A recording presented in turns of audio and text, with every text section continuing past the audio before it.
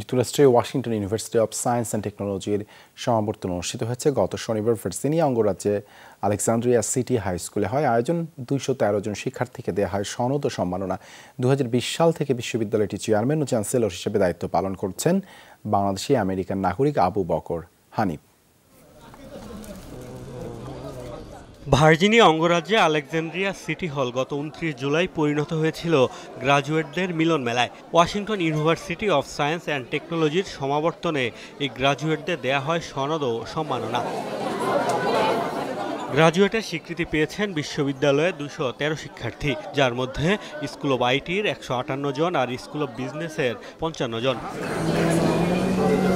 আয়োজনে শুভেচ্ছা বক্তব্য দেন বিশ্ববিদ্যালয়টির চেয়ারম্যান আবু বকর হানিফ। শিক্ষার্থীদের গ্রাজুয়েশন ঘোষণা করেন বিশ্ববিদ্যালয়ের প্রেসিডেন্ট হাসান কারাবার্ক। মূল বক্তা ছিলেন যুক্তরাষ্ট্রের কংগ্রেসে পররাষ্ট্র এবং তথ্য প্রযুক্তি বিষয়ক কমিটির সদস্য congressman Gerry ক্যানোলি।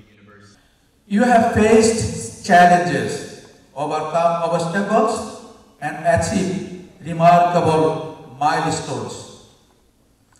Your journey has been one of the profound growth, not just academically, but also personally and emotionally. And jobs in STEM are going to be plentiful.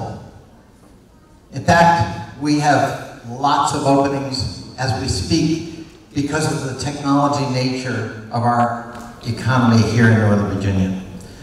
আরও বক্তব্য রাখেন ভার্জিনিয়া হাউস অব ডেলিগেটসের সদস্য Karen Keys Gamarra, জর্জিয়ার state senator Sheikh Rahman, ভার্জিনিয়ার state senator Saddam Azlan Salim, বিশ্ববিদ্যালয়ের chief financial officer Farhan Haque সহ অনেকে। Life will test you with the setbacks, but your ability to bounce back will lead to the success. Embrace resilience and let each challenge make you stronger. Cybersecurity, business, IT. And I want to say to you, we very much need you. I'm honored to join you in congratulating you today. Thank you for sharing this moment with me. You have come a long way, from late nights and early mornings to being far from your families, all to pursue the dream of a better future.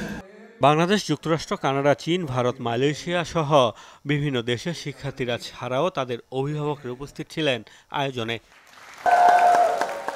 2008 সালে প্রতিষ্ঠিত Washington University of Science and technology 2020 সাল থেকেই আবু বকর হানিফের ব্যবস্থাপনায় পরিচালিত হয়ে আসছে।